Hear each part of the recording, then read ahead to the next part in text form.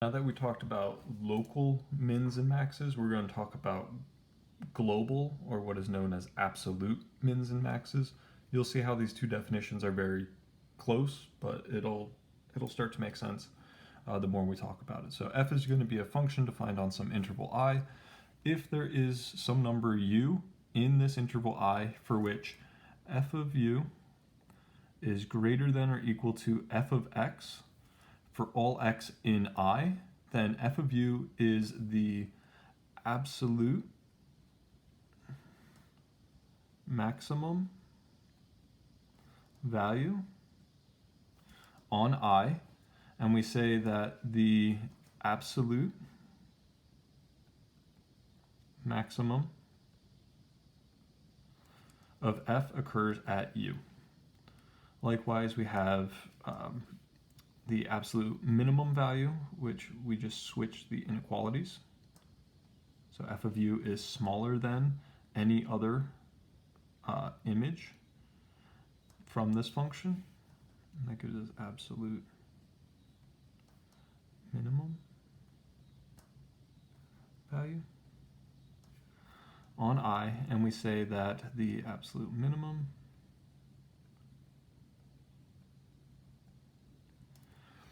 of f occurs at u. So to compare and contrast the absolute versus local, the local, we need an open interval to be able to zoom in to see that it's the smallest value, but only in a snapshot of the bigger picture. Whereas for the absolute maximums and absolute minimums, we don't need to zoom in at all. We can see it from a global perspective. To kind of give you a sense of the difference, the highest point in New York State is a local max for heights in New York State, but it's not the highest point in the continental United States. So it's only local, whereas the absolute highest point on Earth is going to be Mount Everest.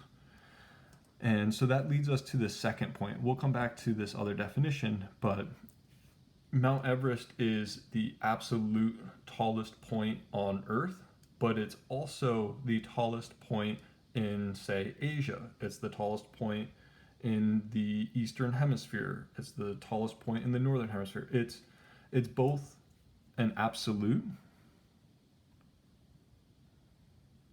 what we're going to call absolute extreme, or absolute min or max, is also a local min or max.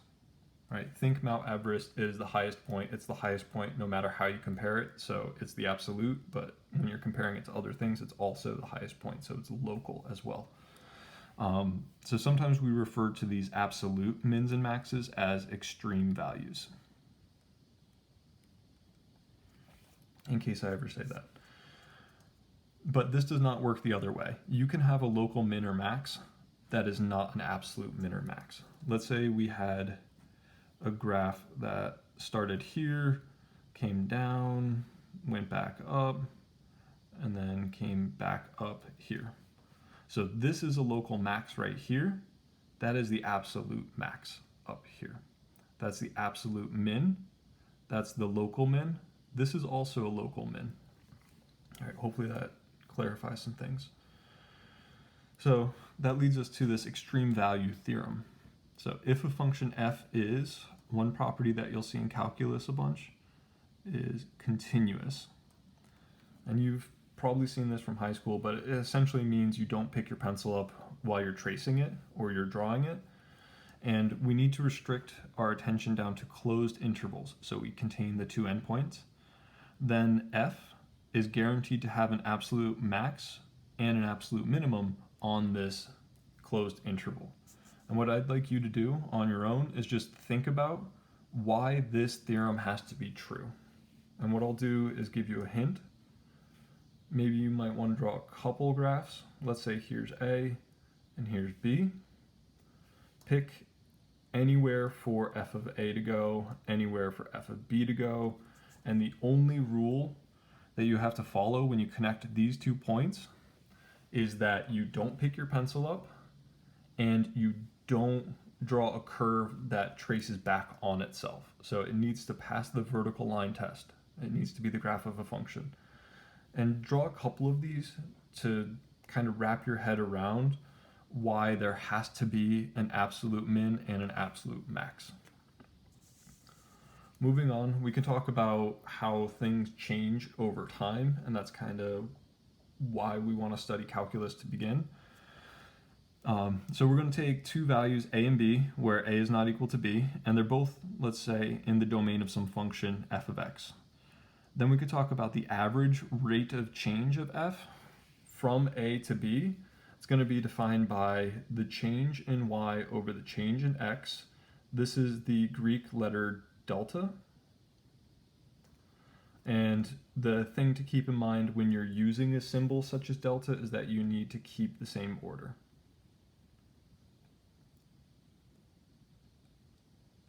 So for instance, if I want to take the change in the y values, so f of b minus f of a, when I take the change in the x values, it has to be b minus a for that to work.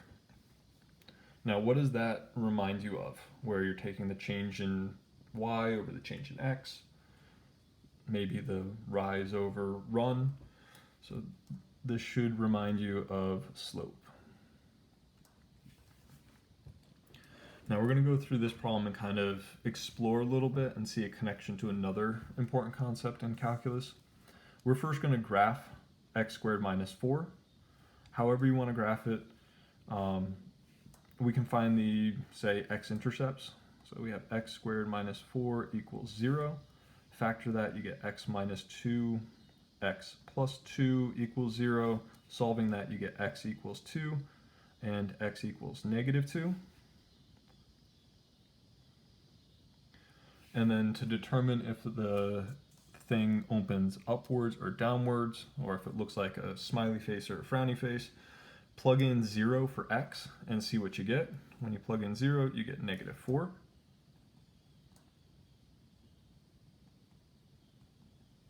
right, and so that means 1, 2, 3 down here. Now we're just going to connect this. You should remember what this shape looks like. It's a parabola. We'll have this shape in the next section as well as the next chapter. Cool.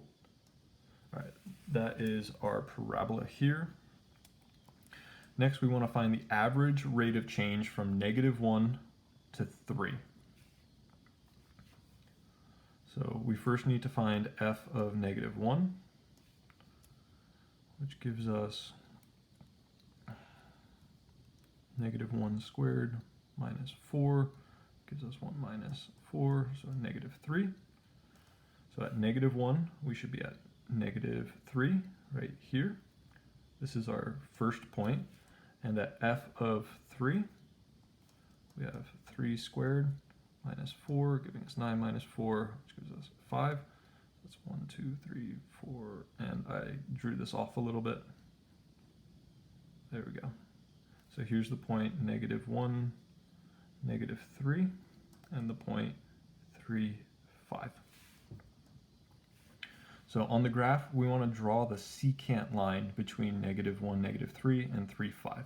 So if you think back to your geometry class, the secant line is the line that hits a circle in exactly 2 points. Using that idea, the secant line for us is where you just connect 2 points on the same graph. So we're going to go ahead and draw in the line that should go through this point. I have faith that you all will do much better than I'm doing right now with drawing that line. But we want to find the equation of this secant line.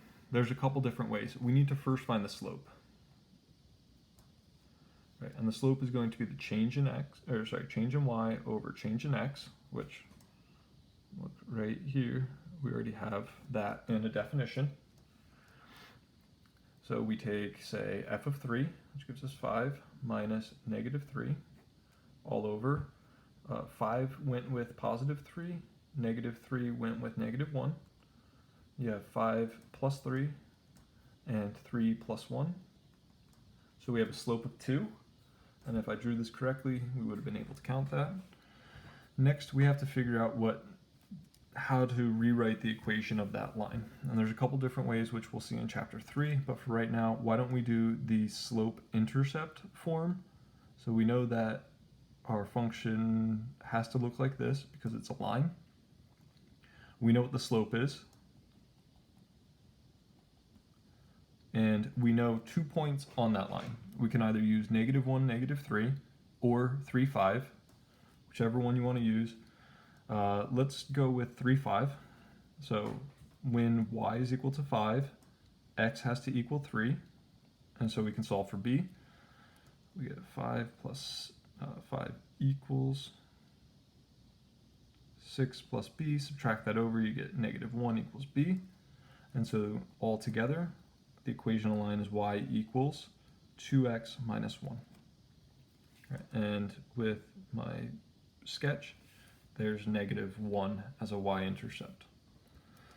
I apologize for making this a little bit too long, but essentially the average rate of change of a function from a to b equals since we have this 2 here, and we got that by delta y over delta x, which is right up here, this is equal to the slope of the secant line